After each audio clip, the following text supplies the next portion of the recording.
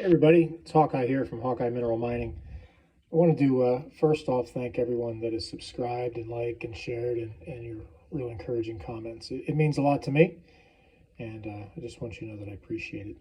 In some of the videos, we have opened up a few pockets and pulled out some crystals, and I wanted to show you some of the crystals that we found, and I'll pull some of these out. But first off, we had a couple comments that said they're not diamonds. That these are quartz, and those people would be 100% correct. These are not diamonds, but locally we call them Herkimer diamonds. It's a very unique mineral locality and has an amazing geological history, and I really encourage anyone to look that up and read about it, because it really is cool, and they can really only truly be found in a small area in the Mohawk Valley in upstate New York. So to show you a few things that we found this winter, these are really just some nice, beautiful crystals. And this one here is a triple. You can see a tiny little one growing off the top, and three chained together. And you can see why we locally call these things diamonds. They come out of the ground in this shape. These are not polished, they're not cut. They're what they call double terminated. And, you know, I really get excited about these small ones because they're hard to find. They fall into the dirt, and the dirt just loves to stick to these things. You know, this one here, we actually found from a bucket of dirt that we brought home. We let the kids and neighbors, and my wife likes to, when she can't get up there, sift through the buckets of dirt and look for these things. And really, you're only going to find these when they're covered with dirt by sifting, or if you really have a keen eye, which I don't have anymore. And you can find, this here is a chained cluster. I wouldn't consider this a piece for jewelry. It just isn't quite clear enough, but you have a nice double terminated piece here, chained back here. This is where it was in contact with another crystal, chained to another double terminated crystal. So really nice pieces. I like to take these, and when I go into the schools, and give them to the kids and get spur their interest in mineralogy. So what we have is, these are a lot of little, what I call micros. Now these are slightly bigger pieces here. And you can just see when you get them out, the lighting isn't great when they're down there in the box, but when you get them out, you can see why they call them Herkimer diamonds. And little pieces of dolomite that hang on, make it look cloudy when they're all together, but when you pull them out, they're really truly amazing. There we go. There's another. You see a termination on one side, a termination on the other. A little bit of a contact mark on the end.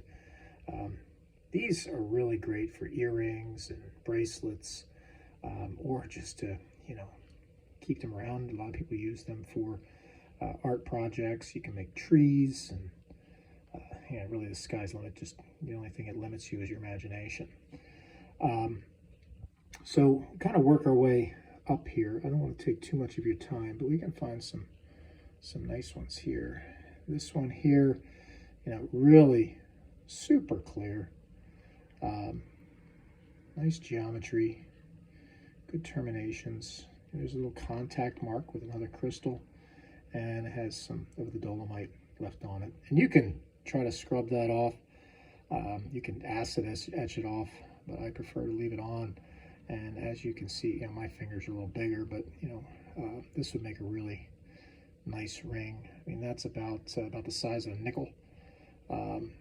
So it's Meghan Markle has worn Herkimer diamonds. You can look that up. She's made them very popular, and I think they make really nice jewelry.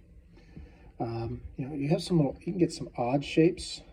This one here I like because if you see, it's kind of tabby, although it has two terminations and some contact marks, very clear.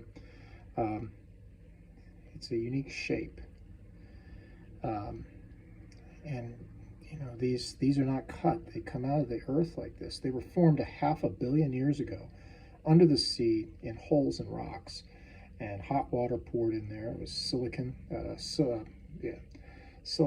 oxygen, and that mineral rich water then started to form these crystals, and then these crystals stayed suspended in that water due to the electrical forces of the silicon dioxide and the surrounding limestone, and just allowed these to make a really unique crystal. You can see here, this one is really, I just really like it. It's got a unique structure. You can see there's the one crystal, another feeding off of it, and then it was chained onto another crystal, and that crystal didn't turn out so well. But this one, you know, here is just, they're really awesome to hold. They're so smooth. It's like they're just, you know, these are perfect angles created by the molecule.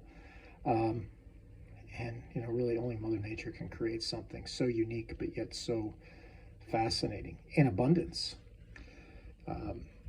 Getting to some of the better ones here.